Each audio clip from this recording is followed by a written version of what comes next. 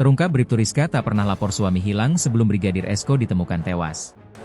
Bribtu Rizka Sintiani, anggota Polres Lombok Barat, secara resmi ditetapkan sebagai tersangka dalam kasus dugaan pembunuhan terhadap suaminya sendiri, Brigadir Esko Fascarelli.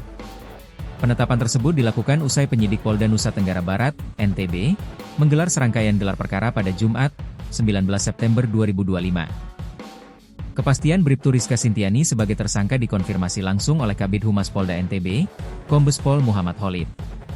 Hasil gelar perkara penyidik menetapkan istri korban sebagai tersangka ya, ungkap Kombes Pol Muhammad Khalid saat dikonfirmasi Tribun Lombok, Jumat, 19 September 2025, malam. Kasus kematian Brigadir Esko mengejutkan warga desa Jembatan Gantung, Kecamatan Lembar, Kabupaten Lombok Barat yang menjadi tempat tinggal korban bersama istri dan anaknya. Kepala desa setempat, Suhaimi, menyatakan bahwa sebelum penemuan jasad Esko, tidak ada laporan yang masuk terkait hilangnya korban, baik dari keluarga maupun perangkat dusun. Istrinya nggak pernah lapor kalau suami belum pulang, dan nggak pernah dia lapor kasih tahu tetangga atau kadusnya, ungkap Suhaimi saat diwawancarai Tribun Lombok, Senin, 25 Agustus 2025, lalu. Menurut Suhaimi, informasi mengenai penemuan mayat Brigadir Esko pertama kali diperoleh dari warga desa.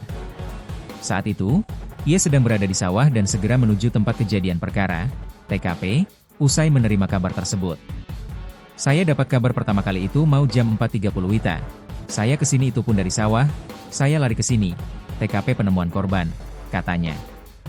Jenazah Brigadir Esko ditemukan dalam kondisi mengenaskan di sebuah kebun milik warga luar desa, yang lokasinya tidak jauh dari permukiman penduduk. Wajah korban bahkan dilaporkan sulit dikenali. Kebun tempat ditemukannya jasad diketahui jarang dikunjungi warga, karena merupakan lahan pribadi dan bukan area umum yang biasa dilewati. Sesekali warga kalau ke sana cuma untuk cari kayu bakar saja, tapi memang jarang-jarang ada warga yang ke sana akhir-akhir ini, terang Suhaimi. Ia juga menuturkan bahwa semasa hidup, Brigadir Esko dikenal sebagai sosok yang ramah dan bersahabat dengan warga. Esko bahkan kerap berkunjung ke rumah Suhaimi untuk sekadar berbincang atau menyalurkan hobi bersama.